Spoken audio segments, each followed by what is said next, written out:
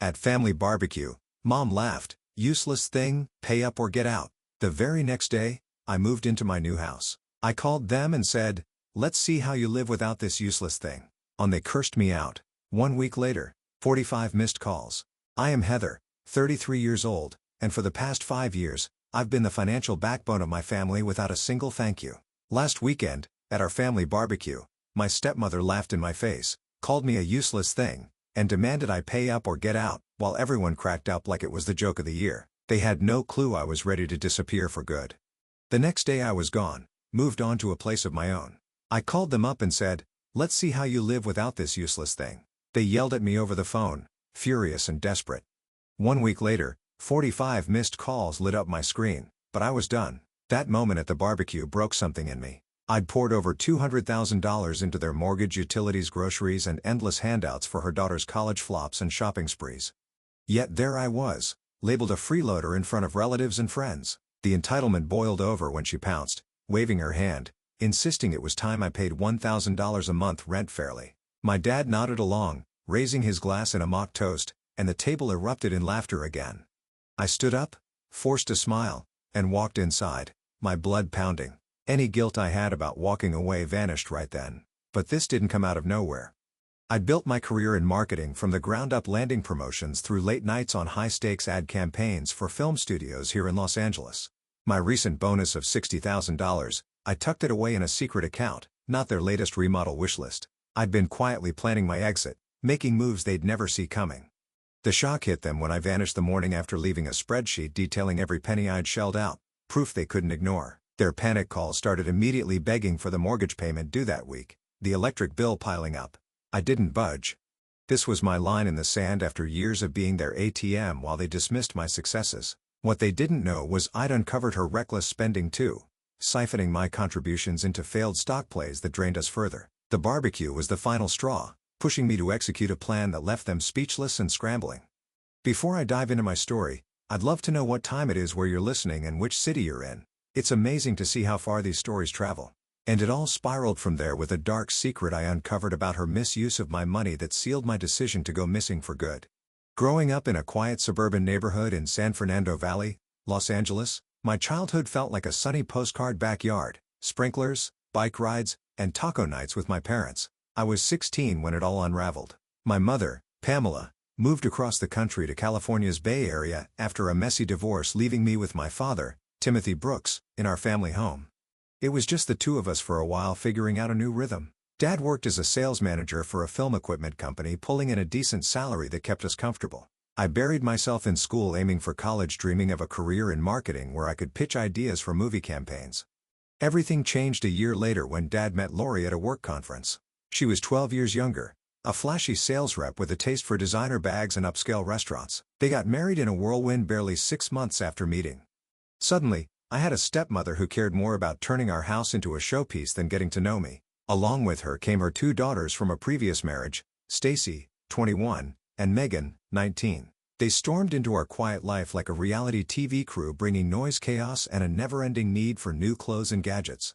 The shift was immediate and brutal. I had to give up my bedroom, the one I'd decorated with band posters and fairy lights for Stacy and Megan to share. I moved into the cramped guest room, my stuff shoved into boxes. Family dinners went from Mom's homemade casseroles to Lori's insistence on organic, overpriced takeout from West Hollywood spots. She pushed for luxury vacations to Cabo and a full kitchen remodel complete with marble countertops we didn't need. Dad, smitten and eager to please, went along with it, signing off on leases for a flashy SUV and a boat we used exactly once. Our stable finances started to wobble, but he didn't seem to notice or care. As the oldest, I'd always felt responsible, helping with chores and keeping things steady. But with Lori and her daughters, that responsibility became a weight I couldn't shake. Stacy and Megan treated the house like their personal playground, leaving dishes piled up and blasting music at midnight. Lori would praise Stacy's half-hearted yoga instructor gig like it was an Oscar win, while my straighter report cards got a distracted nod. I started overhearing Lori's snide comments to Dad about me being too serious or not fitting in with the family vibe. It stung, but I brushed it off, focusing on my college applications. I earned a scholarship to UCLA, majoring in marketing. Those years were my escape, living in dorms, working part-time at a campus coffee shop, and soaking up every lecture on brand strategy. I loved the independence, making my own choices, managing my own budget. After graduation, I landed a job at a mid-sized ad agency in downtown LA crafting campaigns for indie films. The pay wasn't huge, but the potential was there, and I was thrilled to be on my own, sharing a small apartment with roommates in Silver Lake. Meanwhile, back home, things were spiraling. Lori's spending didn't slow down. She'd maxed out credit cards on designer furniture and weekend trips to Vegas with her daughters. Dad's company hit a rough patch after losing a big client, and their mortgage payments started slipping. I'd visit for holidays, noticing the tension in Dad's voice when bills came up. Lori would change the subject to Megan's latest shopping haul or Stacy's new business idea that never materialized. I could see the cracks forming, but I didn't realize how deep they ran. One evening, as I was settling into my apartment life, Dad called. His voice was low, almost broken. He admitted they were drowning behind on the mortgage utilities about to be cut off. Lori's credit card debt had ballooned to $30,000, and they were staring down foreclosure. He asked if I could help out just for a few months until he got back on his feet. I hesitated, but he was my dad, the guy who taught me to ride a bike and cheered at my high school debates. I couldn't say no. That call marked the start of a shift I never saw coming, one that would trap me in a cycle I'd fight to break free from years later. After Dad's call, I packed up my Silver Lake apartment and moved back into the guest room of our San Fernando Valley house, thinking it'd be a short-term fix. I was 23, fresh out of UCLA with a marketing degree, and had just landed a job at a downtown Los Angeles ad agency. My starting salary was $55,000 a year, modest, but enough to share a place with roommates and cover my own bills. I'd tasted independence, choosing my own groceries, paying rent on time, planning my career. But Dad's plea hit hard. He sounded so defeated, talking about foreclosure and Lori's credit card debt. I figured 3 months of help would get them back on track. That was my first mistake. At first, I'd chipped in for groceries and part of the utilities, maybe $300 a month. Dad thanked me every time, promising it was temporary. But 3 months turned into 6, then a year, and soon I was covering the $2,000 mortgage payment because Dad's company was still struggling. Lori's spending didn't slow down. She'd come home with new designer sunglasses or book spa weekends with Stacy and Megan. I started picking up extra shifts designing ad mock-ups late into the night to keep up. By year 2, I was paying the full mortgage, electric, water and internet bills, plus car insurance for the SUV Lori insisted they needed. It added up to over $3,000 a month, eating away at my savings. Stacy and Megan were the worst part. Stacy, at 23, was in and out of community college, dropping classes as often as she changed her hair color. Megan, 21, treated shopping like a full-time job, racking up charges for clothes and concert tickets. They'd come to me with sob stories. Stacy needed $500 for textbooks she never bought. Megan wanted cash for a spring break trip to Miami. I gave in, thinking it'd keep the peace. Dad would nod gratefully, but Lori acted like my contributions were pocket change. She'd call me the responsible one with a smirk, like it was an insult, while praising Stacy's yoga classes or Megan's Instagram posts. My career was the one thing keeping me sane. I threw myself into work pitching campaigns for indie films that got noticed by my boss Douglas. He saw my knack for crafting viral ads and gave me bigger projects. I'd stay late at the office tweaking slogans or analyzing audience data, loving the challenge. But at home, my achievements were invisible. When I got my first big break, a campaign that landed on billboards across LA, Lori changed the subject to Megan's new modeling gig, which was just a one-off photo shoot. If I mentioned working late, Stacy would roll her eyes and say I was married to my desk. Dad stopped asking about my job, too busy signing off on Lori's latest home decor splurge. The resentment started to build, slow but heavy. I'd come home exhausted, see Lori's new leather couch or Stacy's designer sneakers, and feel my stomach twist. I was paying for their lifestyle while living in a cramped guest room, my own dreams on hold. I kept meticulous records, every mortgage payment, every utility bill, every cent I handed over to Stacy and Megan. It wasn't just for taxes. Deep down, I knew I'd need proof someday. Over 5 years, my contributions stacked up to over $200,000, more than half my income. Yet Lori treated me like a tenant, snapping if I left dishes in the sink while her daughters lounged without lifting a finger. I still held on to a shred of hope that Dad would see what I was doing, maybe thank me properly or step up. But our conversations dwindled to bills and repairs. No more talks about my goals or his plans to rebuild his business.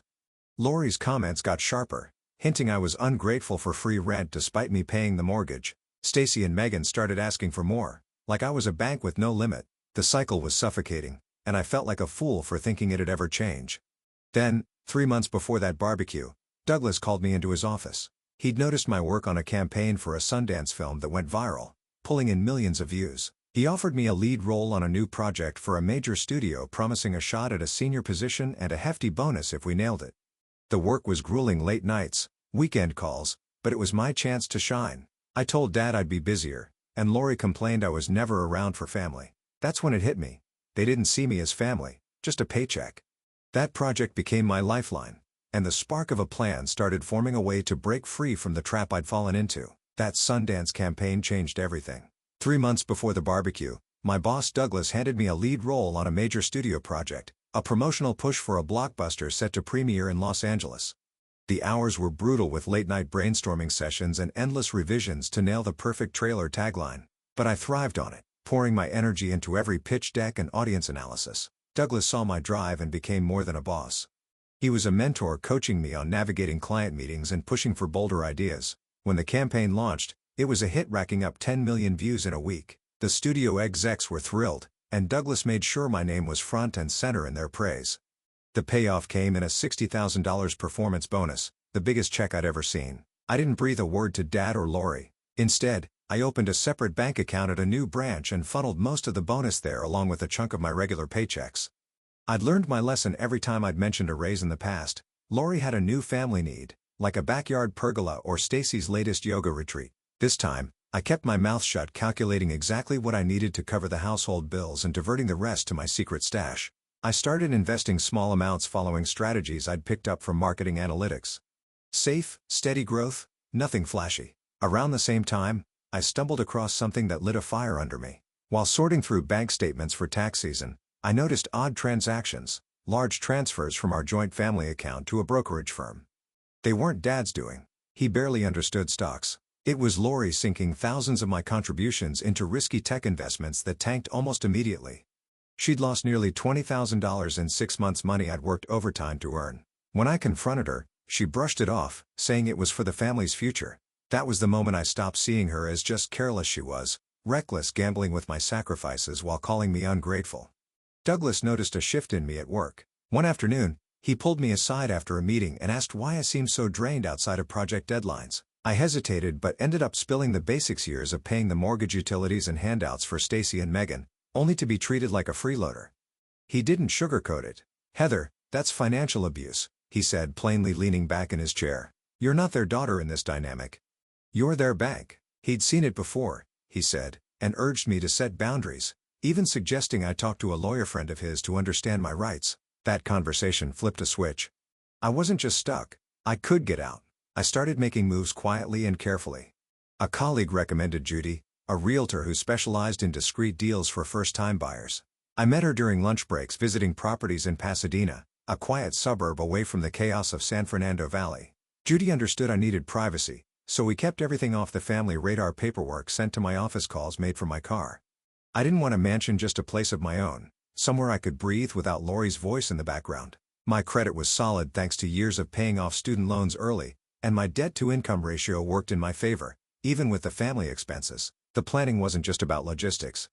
It was emotional. I'd lie awake at night, torn between excitement and guilt. I knew Dad relied on me, but Douglas' words echoed: family shouldn't drain you dry.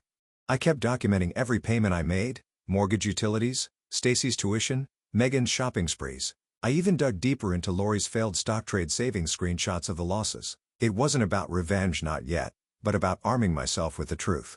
I'd need it when the time came. As the weeks passed, I got strategic. I packed small items, books, clothes, old photos bit by bit, stashing them in my car trunk to avoid suspicion. I coordinated with a moving company, setting a date for the morning after the annual family barbecue. It was perfect timing. Everyone would be distracted by the event, too busy with guests to notice my final preparations. I told Douglas bits and pieces, and he offered to be a buffer if things got messy at work. His support gave me the courage to keep going, even when Stacy asked for another loan or Lori hinted at a new home theater system. The barbecue loomed like a storm cloud. I knew it'd be the breaking point: Lori's entitlement, Dad's silence, Stacy and Megan's demands, all out in the open. I was ready to face it, not as their doormat, but as someone taking back control. Every late night at the office, every saved dollar, every documented expense was leading me to that moment. And when it came, that barbecue would be the spark that set my whole plan ablaze. The annual family barbecue was a tradition Dad clung to, a way to show off normalcy despite the divorce and the chaos Lori brought. That summer, Our San Fernando Valley backyard was decked out, rented tables with checkered cloths, string lights twinkling in the trees, and a massive grill Dad fired up just for the occasion. I'd spent all morning prepping marinating ribs, chopping veggies for salads, baking brownies, everything paid for out of my pocket down to the last soda can. Lori took credit arranging overpriced floral centerpieces that cost more than our weekly groceries. Stacy and Megan barely helped stringing up a few lights before disappearing to primp for guests. By 2 p.m., the backyard buzzed with about 30 people: Uncle Dennis and Aunt Sherry, Dad's colleague Todd, with his wife Christy, Lori's friend Marla, and a mix of neighbors and co-workers. I was exhausted, barely having time to throw on a sundress and swipe on mascara to hide the bags under my eyes from late nights at the agency. I shuttled trays of appetizers, flipped burgers with Dad, and played with the kids, all while dodging questions about why I still lived at home at 33. Around 4, I slipped into the house to answer a work email from Douglas about a Monday pitch. When I came back, I overheard Marla whispering to Lori, "You're too generous letting her stay rent-free. I'd make my kids pay their way." My stomach churned, but I kept moving, carrying a salad bowl. Then it happened. As everyone gathered for the main course, Todd raised a glass saying he'd heard about my latest campaign, hitting 10 million views. "Heather's killing it at work," he said, smiling. Lori cut in before I could respond, waving a hand. "Oh, she's always at that office. We barely see her. She's practically married to her computer." The table laughed, and my face burned. Christy, Todd's wife, tried to pivot, asking about my promotion, but Lori leaned forward, smirking. "Heather's doing fine, but it's time she contributed fairly. $1,000 a month rent sounds about right, don't you think?" Tim, Dad, nodded, lifting his beer in a mock toast. "Pay up or get out, kiddo." The table erupted in laughter again, louder this time. Even Stacy snickered and Megan smirked into her drink. I froze, the salad bowl heavy in my hands. Uncle Dennis spoke up, his voice quiet but firm. "That's not fair, Tim. Heather's been helping plenty." But Dad shrugged, siding with Lori. "She's 33. Most folks her age have their own place." The irony hit like a punch. I'd paid over $200,000 to keep that house afloat. I set the bowl down, my voice steady despite the anger boiling inside. "You know what I've paid more than my share? $200,000 over 5 years: mortgage, utilities, Stacy and Megan's tuition. Check the bank records." The table went silent. Marla's eyes wide, Christy shifting uncomfortably. Lori scoffed, but I saw doubt flicker in Dad's face. I didn't wait for a reply. I walked inside, my legs shaking, and locked myself in the guest room. That night, I finalized everything. I'd already coordinated with Judy and the moving company.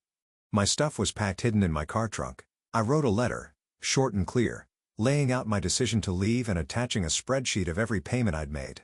I couldn't sleep replaying Lori's useless thing jab, Dad's betrayal, the laughter. By 6 a.m., I was up, stripping the guest room bed, wiping down surfaces, leaving it bare. The house was quiet. Dad had a golf game, Lori a spa day, Stacy and Megan still asleep. I loaded my car, placed the letter and spreadsheet on the kitchen table, and drove off without looking back. At 10 a.m., I called from my new place. "Let's see how you live without this useless thing," I said, my voice calm.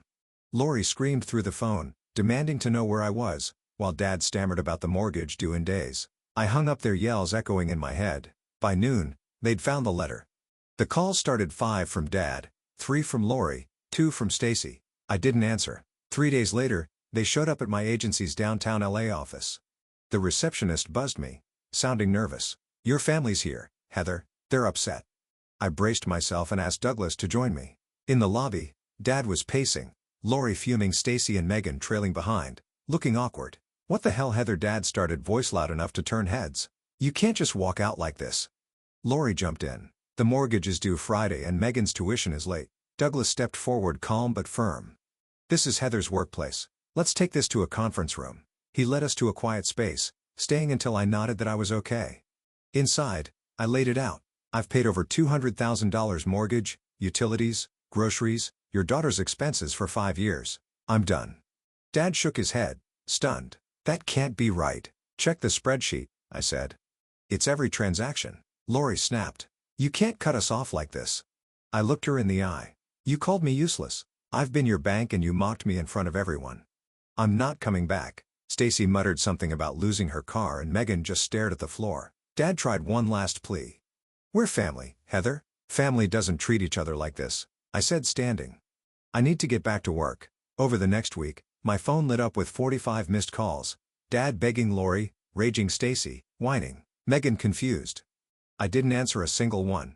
And by day 7, I blocked their numbers for good. Something bigger was waiting, a new chapter I'd fought to claim.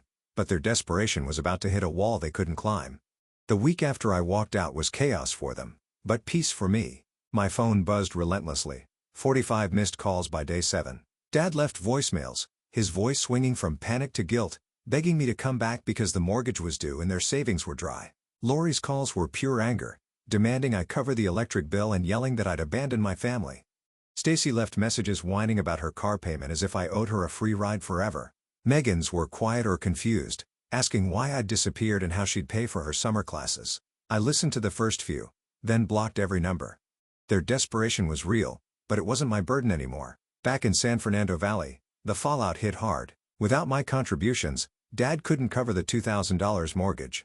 He scrambled, dipping into his retirement savings to avoid foreclosure, a move that stung his pride. Lori had to take a part-time job at a boutique in West Hollywood, her first real work in years, and she hated every second of it. Stacy dropped out of community college when her tuition money dried up, forced to pick up shifts at a coffee shop to afford her phone bill. Megan stopped her shopping sprees, stuck borrowing friends' clothes for parties. I heard through Aunt Sherry that they were talking about selling the house, downsizing to an apartment they could actually afford. None of them reached out after I blocked them, and I didn't care to check. I was building something new in Pasadena, my own corner of the world. My place wasn't flashy, just a modest 2-bedroom with a small patio where I could sip coffee in the mornings, no one asking me for a dime. I spent my first week unpacking essentials: a bed, a sofa, a small dining table. I hung a few framed posters from my favorite film campaigns, making the space mine. At work, Douglas noticed the change in me. Without the weight of family bills, I brought fresh energy to our projects, pitching ideas that landed us another studio contract. A promotion to senior marketing analyst came a month later with a salary bump that let me breathe easy. I even started dating again, something I hadn't done in years, enjoying dinners without checking my bank account first. The silence from my family was deafening, and I leaned into it.